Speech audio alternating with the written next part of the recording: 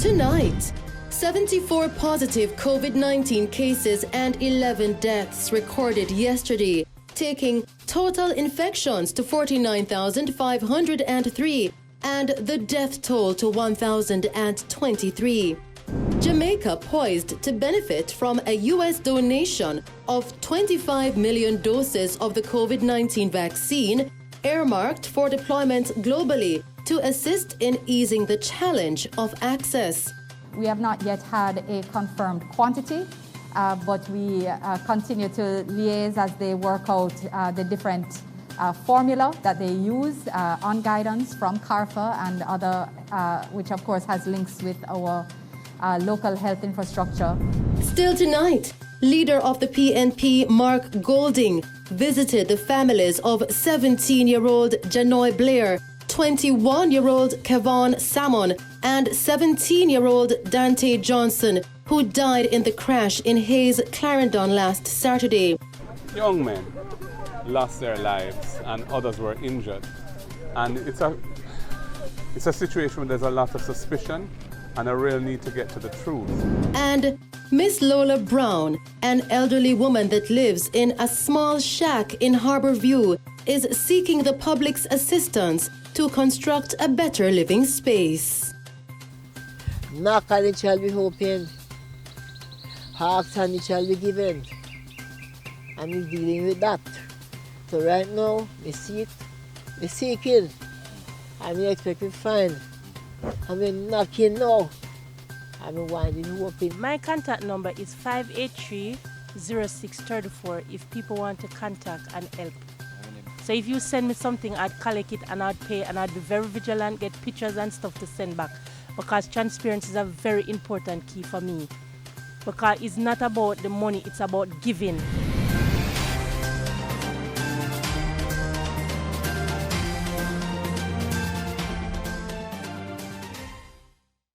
Good evening. The country recorded 74 positive COVID-19 cases yesterday and 11 deaths, taking total infections to 49,503 and the death toll from the virus to 1,023. According to reports from the Ministry of Health and Wellness, the new cases consist of 36 females and 38 males between the ages of 7 to 95 years. These cases were recorded in Kingston and St. Andrew with 21 cases. St. Anne recorded 14 cases. Hanover and Westmoreland recorded 8 cases each. St. Catherine recorded 6 cases. St. Mary, 5 cases. St. James and St. Thomas recorded 4 cases each. Clarendon recorded 2 cases, while Manchester and St. Elizabeth recorded 1 case each.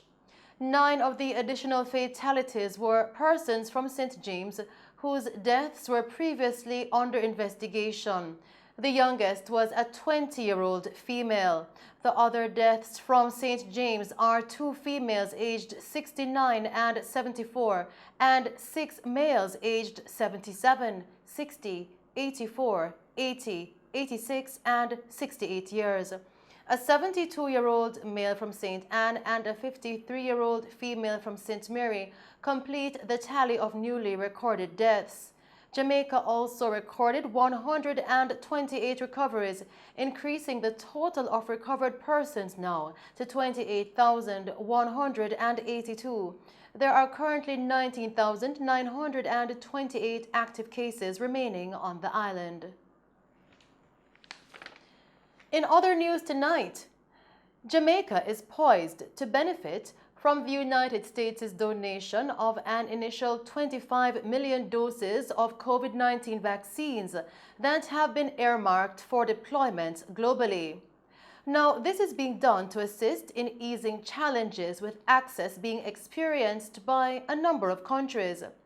This was disclosed by the Minister of Foreign Affairs and Foreign Trade, Kamina Johnson-Smith, during yesterday's digital town hall meeting, which forms part of the 2-day virtual Jamaica Diaspora Sustainability Symposium. Minister Johnson-Smith said that representatives of the government had discussions with U.S. Secretary of State Antony Blinken, among other officials, during which assurances were given that the region would be assisted with vaccines at a point in time. We have engaged bilaterally and through CARICOM. We've had meetings with Secretary of State Blinken as well as White House NSA Sullivan, where assurances were given that the region would be assisted with vaccines at a point in time. And I'm sure our diasporans in the U.S. in particular would have taken note of the announcement that the Biden-Harris administration has agreed to release in the first instance a tranche of 25 million doses of vaccines to the world. And Jamaica will be part of Latin America and Caribbean region, where it is anticipated that by the end of this month, some distribution will have started. We have not yet had a confirmed quantity, but we continue to liaise as they work out the different formula that they use on guidance from CARFA and other, which of course has links with our local health infrastructure, taking into consideration not only our populations, but percentage populations and of course the rate of transmission which is taking place in various islands. So yes, in short, the U.S. will be assisting us and we are very much appreciative. Still making Mello TV news, the police are seeking the public's assistance to locate 31-year-old Andre Headley, otherwise called Dre, of Bogue, New Ramble, St. James, who has been missing since Saturday, May 29. He is of brown complexion, slim-build and approximately 5 feet 8 inches tall.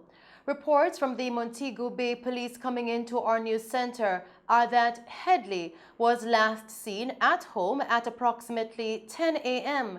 wearing blue and red shorts. All attempts to contact him have proven futile. Anyone knowing the whereabouts of Andre Headley is being asked to contact the Montego Bay Police at 876-684-9080, Police Emergency 119, or the nearest police station.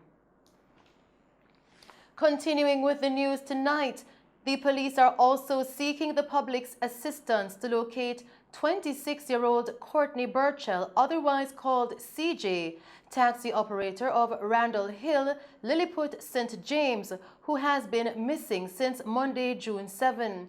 He is of dark complexion, slim build, and approximately 5 feet 7 inches tall. Reports from the Barrett Town Police coming into our news center are that Burchell was last seen at home at approximately 4 p.m. He was wearing an orange shirt, jeans, and a pair of blue and white slippers. All attempts to contact him have proven futile. Anyone knowing the whereabouts of Courtney Burchell is being asked to contact the Barrett Town Police at 876-953-7899, Police Emergency 119, or the nearest police station. Still making the news tonight, yesterday, leader of the opposition and the People's National Party's president, Mark Golding, visited with the families of 17-year-old Janoy Blair, 21-year-old Kevon Salmon, and 17-year-old Dante Johnson, who died in the crash in the Hayes community in Clarendon last Saturday. Now, tensions are reportedly still high amongst the residents in light of the circumstances surrounding their deaths.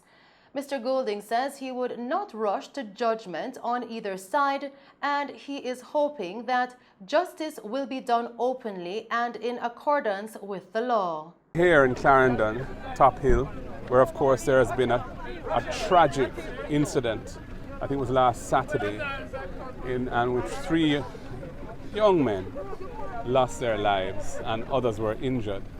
And it's a situation where there's a lot of suspicion and a real need to get to the truth. And because, you know, we have a presence in the area on the ground with our representatives here, Councillor Barnswell and Patricia Sutherland and so on, I thought it would be appropriate for me to come and just see the families, you know, share my condolences with those who lost their young ones, and our sympathies, and to see if there's any way in which we can help to, to cope with this terrible loss that they've suffered.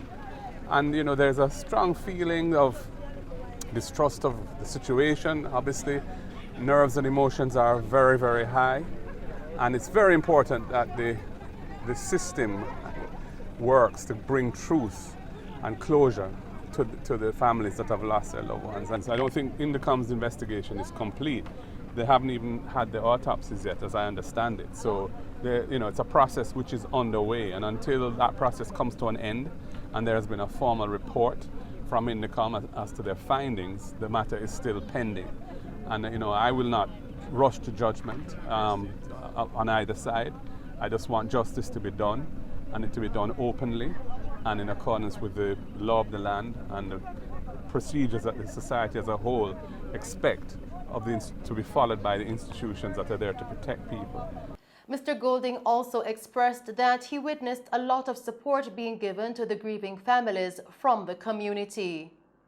I must say, just having visited here, I'm impressed by how tightly knit the community is. There's a lot of support for the people who are grieving from the surrounding community. There's a lot of love being demonstrated, and I understand historically that it is a community that has some issues in the past which the community has resolved, and no longer is the kind of things that used to happen have been essentially eliminated by the community coming together determined to make that stop. So that to me is indicative of a strong community, and I think being here, showing our presence is important, just to show that persons from outside who are looking and have heard what has happened are willing to come here and just show solidarity, show some caring and being with the people. But for the law to be effective, it requires the cooperation of the citizenry. That is why in an incident like this, where there's been so much pain caused by it and the police were involved, it is very, very important that an institution like Indicom operates effectively, transparently and with reasonable speed, so that people can feel that justice will be done. Because if there's no justice, there's no peace. The PNP's representative for the area, Patricia Duncan Sutherland, explained what came of the meeting with the police youth club, and some of the family members of the persons who died or were injured in the incident. Yesterday we met with the police and the police youth club members and some of the family members. All right, and the police and this community have always enjoyed a good relationship. Always. And these young men were members of the police youth club. They were close with the police, especially during the COVID relief period with the distribution of packages. So they were all known to each other. Care packages. The care packages, yes. And so the police have committed that they are not going to stand in the way of the investigation. We know that they can't commit for every policeman, and the community have committed that they are not going to stand in the way. We know that neither group can commit for everybody, but there is an intention for the truth to be told and for transparency to prevail, right? So we will do whatever we can to make sure that there is a good relationship, and if anything comes in the way of that relationship, to make sure it is removed. Police reports are that Blair and Salmon died after a car they were traveling in on Saturday night crashed into a light post. 7 other persons who were in the Nissan AD wagon were injured and were rushed to the hospital. Some of the persons were treated and released, while others have been admitted. Meanwhile, Dante Johnson, a 5th form student of Vere Technical High School in the parish, reportedly died on Monday night at the Kingston Public Hospital after he succumbed to injuries sustained in the crash. Residents insist that the police allegedly caused both Blair and Salmon's deaths. They lit fires along the Hayes Main Road, demanding justice on Sunday. However, on Tuesday, Indicom's Deputy Commissioner Hamish Campbell's preliminary report showed that there was no evidence to suggest that the police shot at the vehicle or its occupants, also stating that the vehicle was not chased by the police. Camille Davis, aunt of Dante Johnson, explained that they visited the morgue where his body is being kept. When we went to the morgue on Monday at Kingston in Trinity, the morgue, when we went inside, They take down the body bag off his face and his stomach, barely. So when we ask if we can take pictures, they says no. They says no, we can't take any pictures. So they send us back outside. So we went outside. When we went outside, we hear something drilling on the inside there. They says it's only pictures they were going to take. But we hear something drilling inside there, and Devante Johnson's body was the only body that was in that area at the time when we were there. So I don't understand what are they drilling out of Devante. They says when the Indicom and the police them do the autopsy, which is the government business, then says we will get a call. We will get a call to come and identify his body when the autopsy is going to do, which is only one person can come.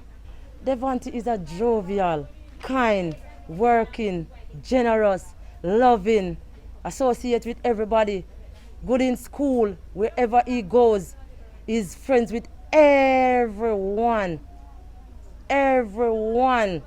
down to the teachers at his school, everybody love Devante. So I don't understand all of this. Devante was supposed to do CXC Monday to yesterday. Still making Mello TV news, detectives in Hanover have arrested and charged 2 suspects in connection with recent incidents of murder and shootings in the parish.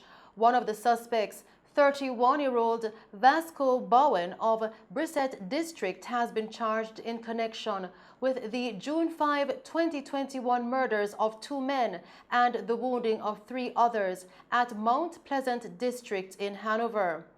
29-year-old Aaron Melbourne, 18-year-old Baggio Salmon, and 3 other men were reportedly at home at approximately 6 a.m. when 4 armed men entered and started firing gunshots. Residents who heard the explosions called the police, and the injured men were transported to the hospital, where Melbourne and Salmon died.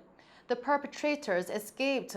One of the 4 suspects, 31-year-old Vasco Bowen, was arrested in an operation in Freeport, St. James on Saturday, June 12.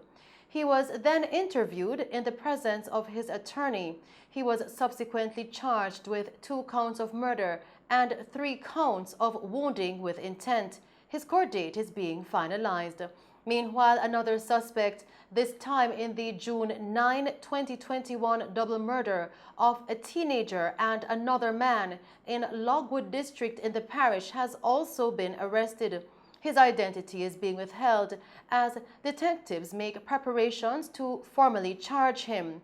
They have reported that he is the main suspect behind the incident, during which 2 other persons were shot and injured.